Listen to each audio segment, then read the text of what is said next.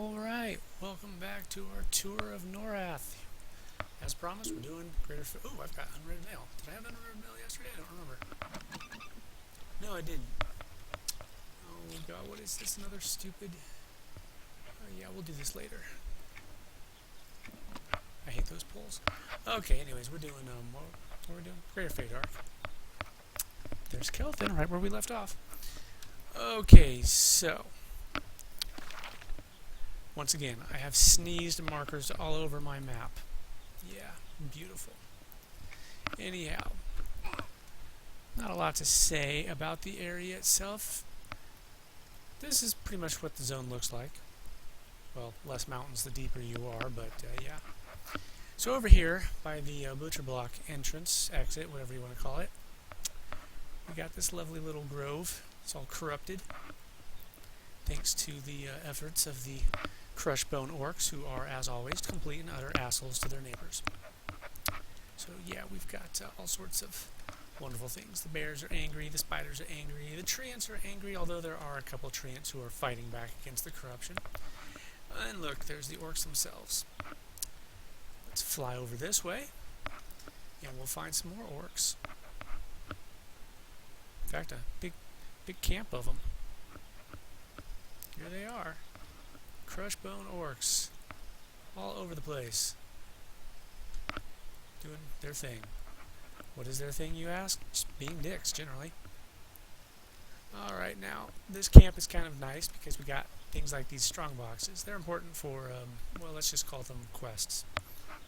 What quests, you ask? Well, there are various quests, but that strong box is important for a particular quest that I mentioned in the Kelvin video.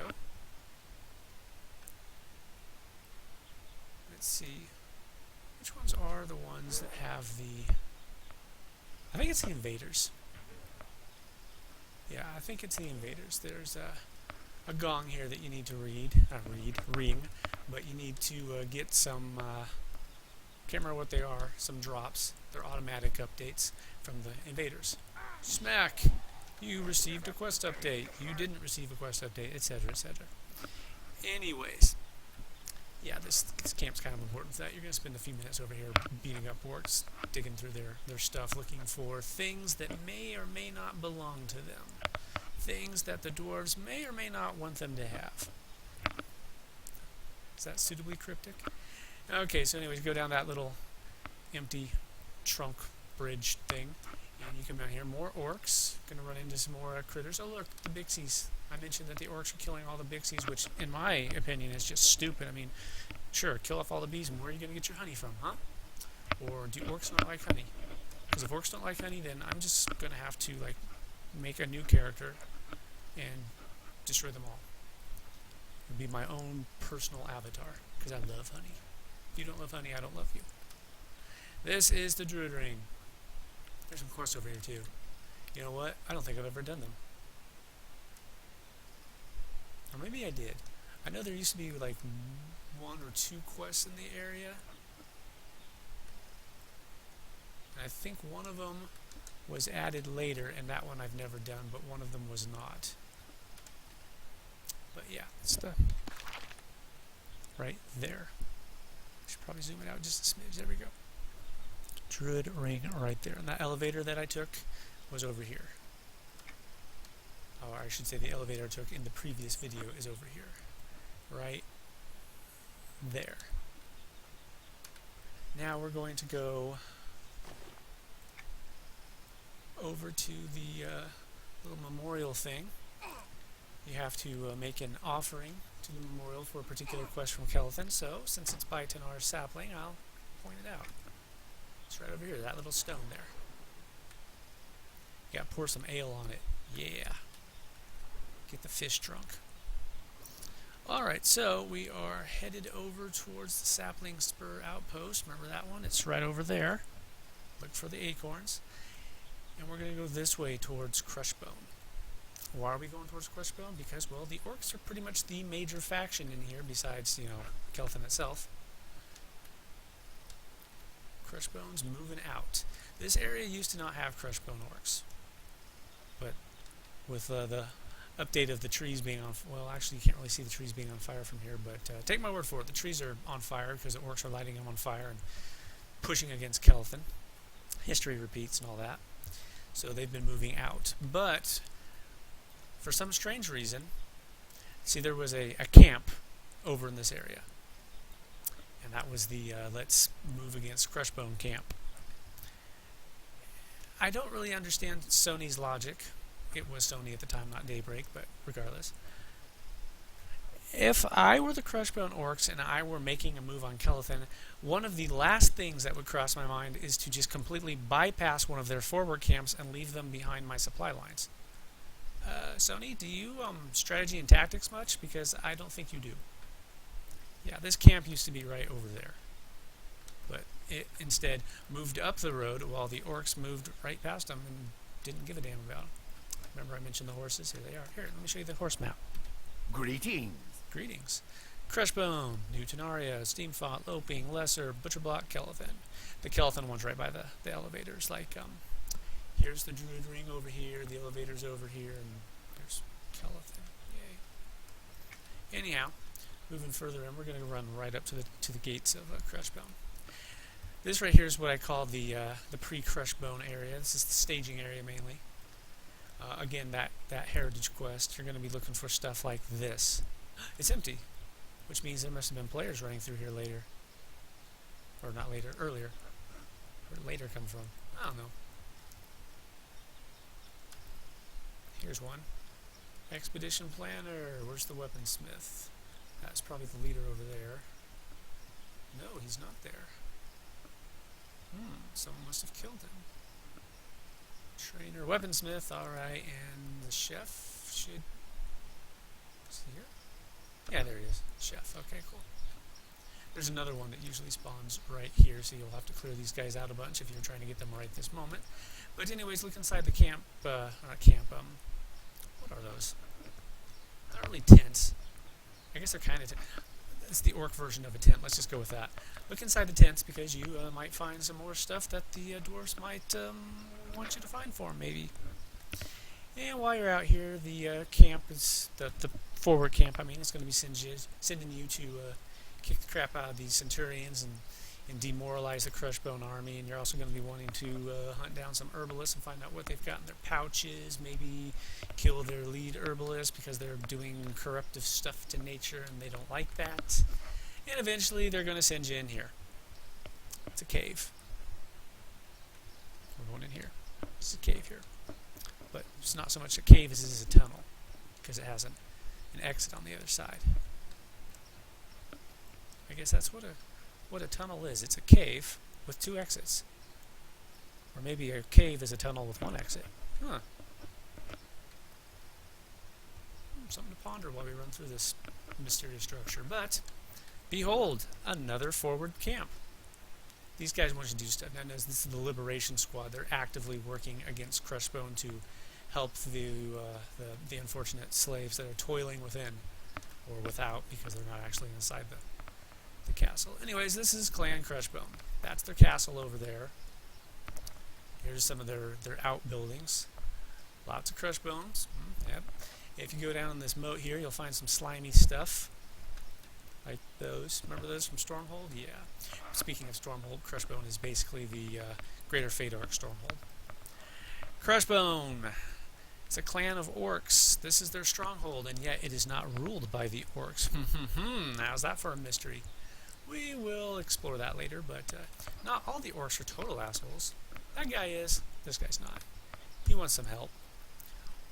Every now and then an orc comes along who's brighter than the other orcs and realizes that sometimes you have to ask for help, and when you ask for help, it might serve your cause better to be a little friendlier than normal. And hey, piece of the moon.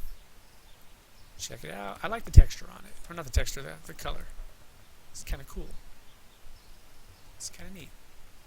They have their little slaves. Look at that poor little Fae. Toiling away. Ugh. We got, what is that, a wood elf or a high elf? That's a high elf. Well, yeah, I'm not too fond of high elves because they're kind of snooty. So a little hard labor might give them some perspective.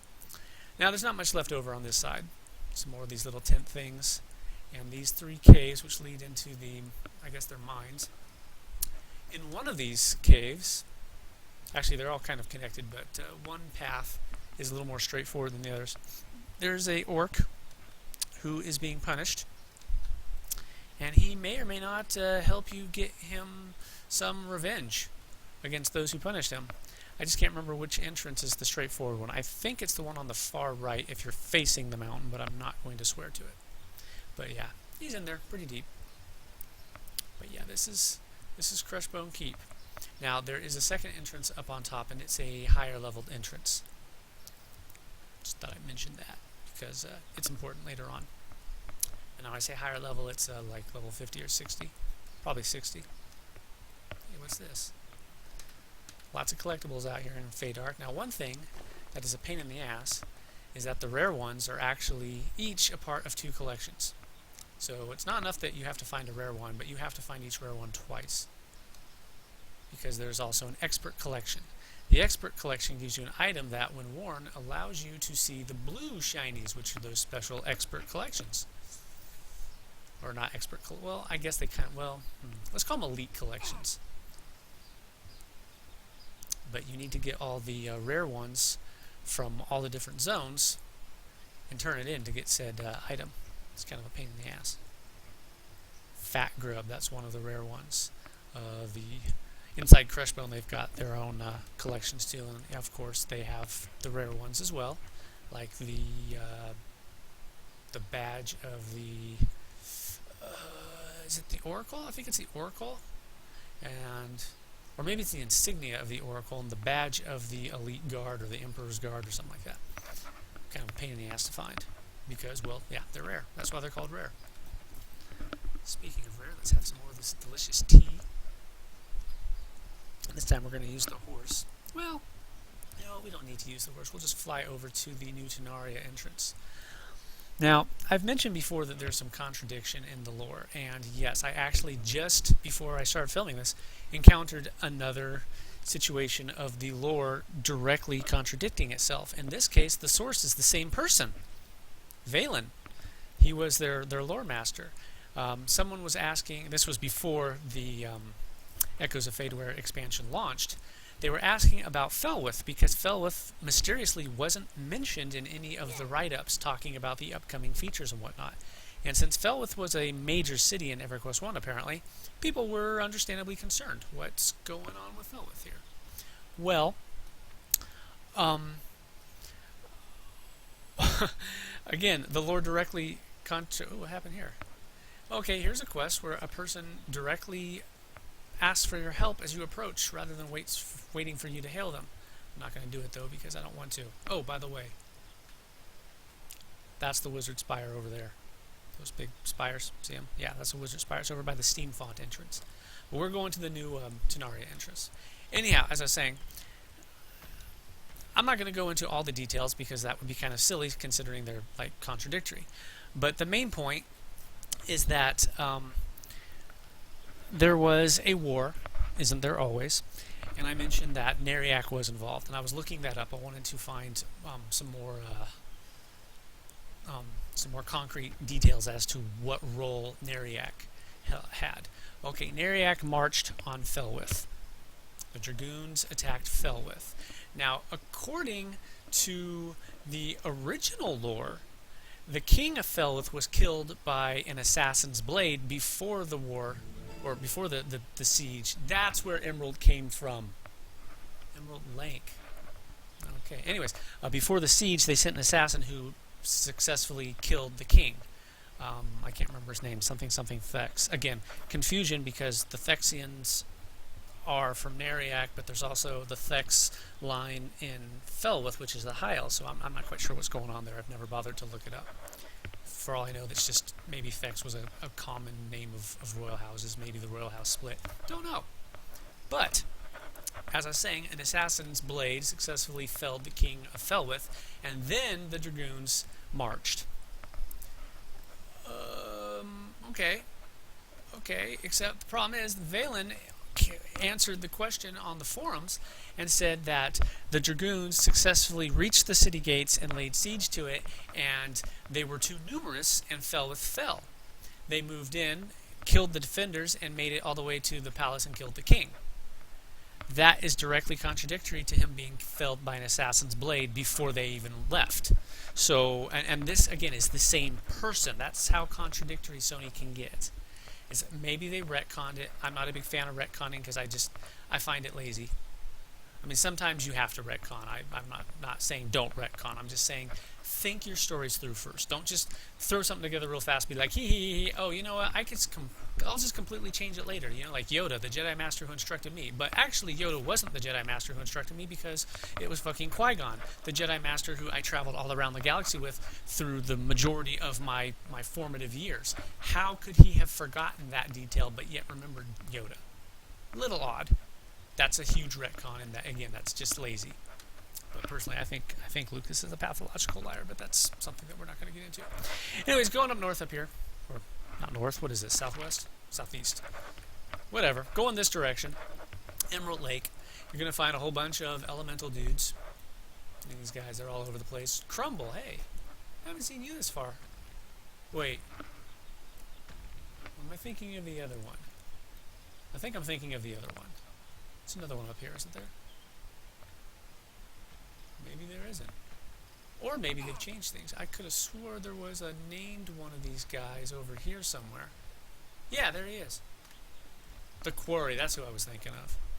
Okay, so as you can see, there are at least 2 names in here worth AA. If you keep going down this road, you will get to Felwith.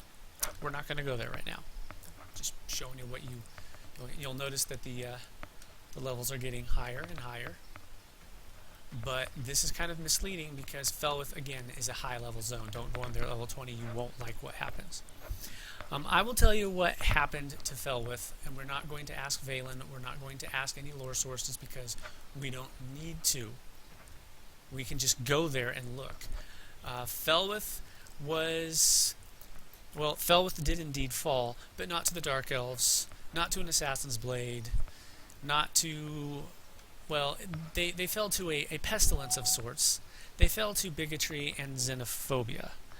They decided that the only good elf is a pure-blood high elf, and even high elves are not welcome in the city after they've mingled. Firiona Vi, where we left off the Kellethan tour, she doesn't agree with what's going on there.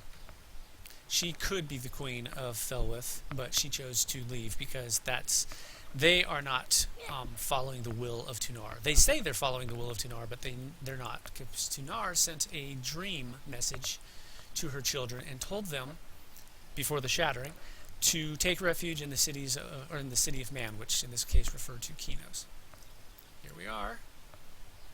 The spire. On the spire. Up here you're going to run into some bugbears. And this is also where Steam Font is. Again, Steam Font, higher level, like level 30, 35 and up.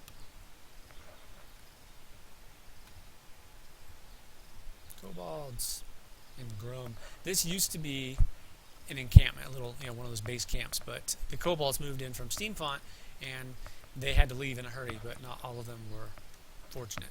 Grom didn't make it. Speaking of Grom, don't they do, like, electro music from Europe? Yeah, they're the ones that did Heartbeats. The Hot Pizza song. Anyhow, that is where you'll find Steam Font. Right there. Let's take this horse. Horse. Take me back to Kellethan. Yeah, looking at the map here. Okay, this was that orc encampment right there. Here's the sapling spur outpost. Crushbone. Right here. Notice I'm doing both little areas because the tunnel's like right here. So, this is Crushbone. This is pre-Crushbone. New Tunare, this whole little area I just did. This is where we are. Oh yeah, the Glaive of Tunare. We should probably go check that out. So screw the horses. Horses are for wusses. We don't do horses on this tour. Right, something like that. Right down here, and yes, these are little drops, so be careful. But since I can fly, I will. This is Tunare's Glade. It also is slightly aggressive. Oh, look. These are trade skill collections. They're red. When you complete the trade skill epic quest at level 80, you'll get this. Earring of the Solstice. You do not have to be wearing it, obviously. You simply have to be carrying it, and you can now see these. They're always here. You just can't see them without that. And that includes if you're grouped with someone. For example, if there was someone in my group and we were both standing here, I would see it, and unless they had that earring, they would not. But they would see this. Pow, this would just pop up in front of them. They'd be like, huh? Notice that these are lower. You can only have one of them on you at any given time. But adding it to my collection, now I can pick another one up. You can also put them in the guild bank. Anyways, these guys are important for a particular quest. I might have mentioned it once or twice. And you have little fairies who are not happy. These are called Fayflies, but these are what the fairies are, according to the original release anyways. You're going to have some more of these dudes, Guardians of the Glade, like little wood golem elemental things, and they are not friendly. But there is this person over here, Princess Xylene. She wants you to do some stuff to help clean this glade. The glade's been corrupted somewhat. The corruption is caused by something over here. Let's see if we can find it. A chemistry set. Uh-oh. There, that's all the hint I'm going to give you.